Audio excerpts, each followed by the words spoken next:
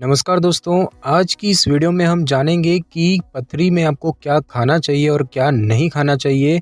तो दोस्तों, अधिक से अधिक पेय या फिर तरल पदार्थ पीना पथरी को ठीक करने में बहुत ही ज़्यादा मदद करता है। खासकर पानी पीना पथरी की समस्या में और भी लाभदायक है। पथरी की समस्या में डॉक्टर रोज़ाना 6 से 8 गिलास पानी पीने की सलाह देते हैं और इसके अलावा आपको अपने डॉक्टर से ये भी पूछना चाहिए कि आपको एक दिन में कितना पानी पीना चाहिए।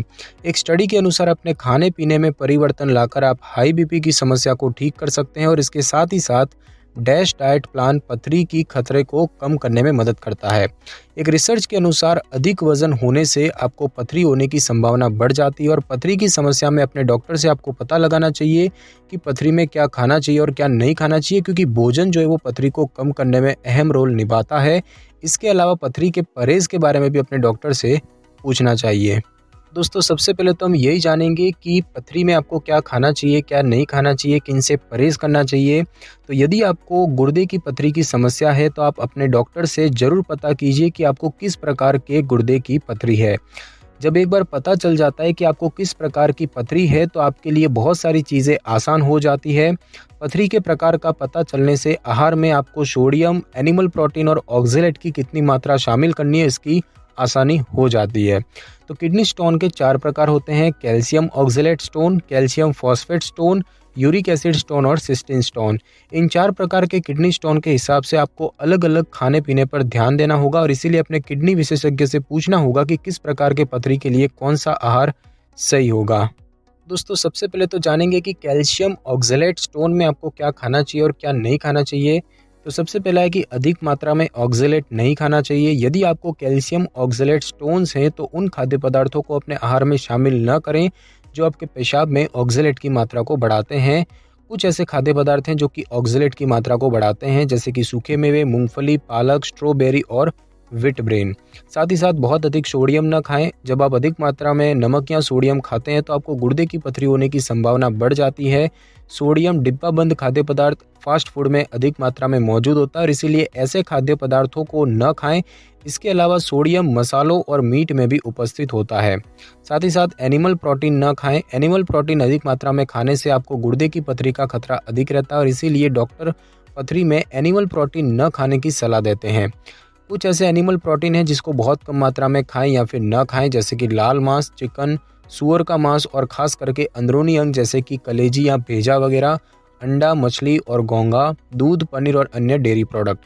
इसीलिए आपको अगर ये बताए गए एनिमल प्रोटीन को धीरे धीरे रोज़ाना कम करना होगा, लेकिन आपको ये पता होना चाहिए कि पर्याप्त मात्रा में प्रोटीन खाना बहुत ज़रूरी होता है और इसीलिए एनिमल प्रोटीन की जगह पर आप बीन्स, सूखे मटर और दाल, मसूर की दाल वगैरह खाएं। ये पौधे से आधारित खाद्य पदार्थ होते हैं जिनमें की प्रोटीन की मात्रा अधिक होती है और ऑक्जेलेट की कम। इसके अलावा आपको अपने डॉक्टर से पूछना चाहिए कि एक दिन में कितना प्रोटीन खाना चाहिए। साथ ही साथ अधिक कैल्शियम वाले आहार खाएं। कैल्शियम सुनने में ऐसा लगता है कि कैल्शियम स्टोन को बढ़ाता होगा, जबकि ऐसा नहीं है।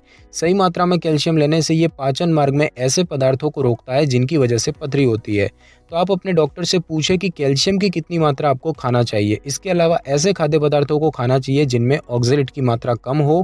प्लांट बेस्ड या पौधे आधारित खाद्य पदार्थ जैसे कि अनाज, ब्रेड, सब्जियां और बीन्स खाएं और इसके अलावा अपने डॉक्टर से पूछें कि कैल्शियम का सबसे अच्छा स्रोत क्या है। उसके बाद दोस्तों, बात की जाए कैल्शियम फॉस्फेट स्टोन की, तो इसमें आपको अधिक सोडियम नहीं खाना है। सोडियम अधिक मात्रा में खाने से गुर्दे की पथरी की संभावना बढ़ जाती है, क्योंकि सोडियम नमक का ही रूप है।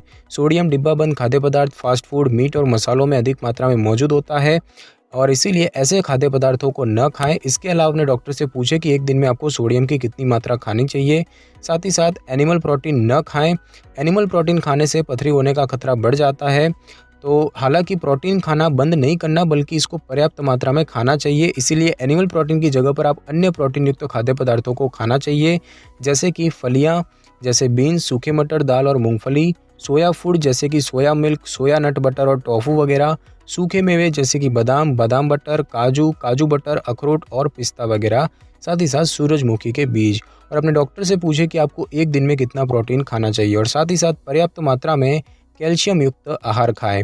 पथरी रोग में भरपूर मात्रा में कैल्शियम खाना बहुत ज़्यादा लाभदायक है। कैल्शियम पाचन मार्ग में ऐसे खाद्य पदार्थों को रोक लेता है जिनकी वजह से पथरी होती है।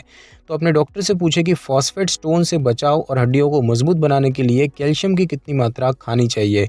कैल्शियम के लिए ऐसे खाद्य पदार्थों का चुनाव करें जिनमें ऑक्जेलेट की मात्रा कम हो और प्रोटीन की मात्रा अधिक हो, और इसीलिए कैल्शियम के लिए प्लांट बेस्ड या पौधे आधारित खाद्य पदार्थों को खाना चाहिए, जैसे कि अनाज, ब्रेड, सब्जियां और फलियां वगैरह।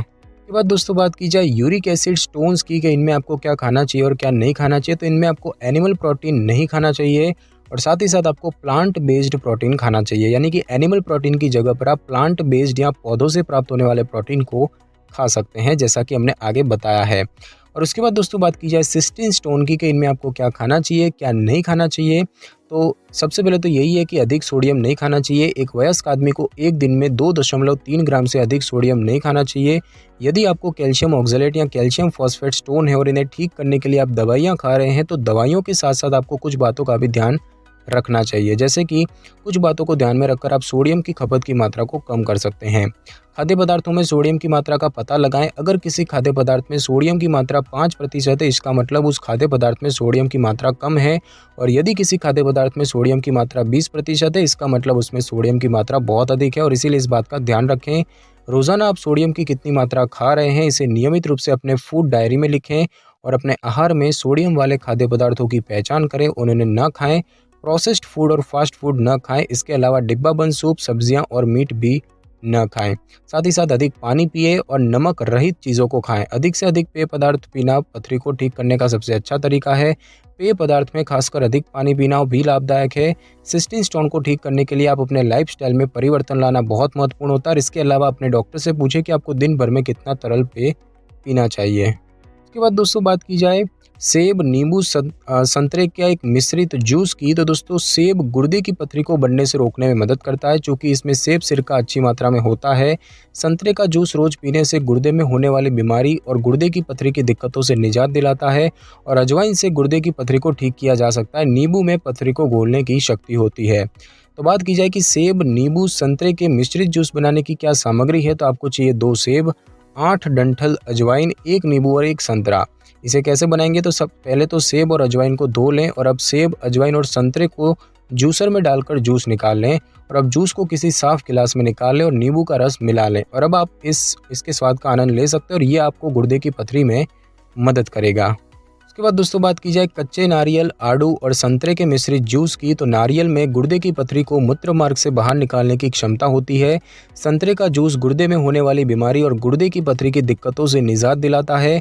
आड़ू में पाया जाने वाला पोटेशियम गुर्दे के लिए बहुत फायदेमंद है, और ये आपके यूरिनरी ब्लैडर के लिए एक क्लींजिंग एजेंट की तरह काम करता है, जिससे कि किडनी से जुड़ी बीमारियों से दूर रहने में मदद मिलती है। और इसकी सामग्री की बात करें तो आपको चाहिए 1 कच्चा नारियल, नारियल पानी का भी उपयोग नहीं करें। 1 कच्चा नारियल चाहिए, 2 आड़ू और 2 संतरे। इसके बनाने की विधि की बात करें तो कच्चा नारियल, आड़ू और संतरे को जूसर में डालकर जूस निकाल लें, और अब जूस को किसी साफ गिलास में निकाल लें, और अब इसका सेवन कर सकते हैं। ये आपको गुर्दे की पथरी से निजात दिलाने में मदद करेगा। तो दोस्तों आज की इस वीडियो में बस इतना ही। अगर आपको मेरी ये वीडियो और जानकारी अच्छी लगी हो तो वीडियो को लाइक और शेयर कर दीजिए, और कमेंट करना बिल्कुल भी ना भूलें। और अगर आप हमारी चैनल पर नए हैं तो चैनल को कर ले सब्सक्राइब, और बेल आइकन के बटन को ज़रूर क्लिक कर लें, ताकि मेरी नई वीडियो की नोटिफिकेशन सबसे पहले आपको मिल सके। Thanks for your time.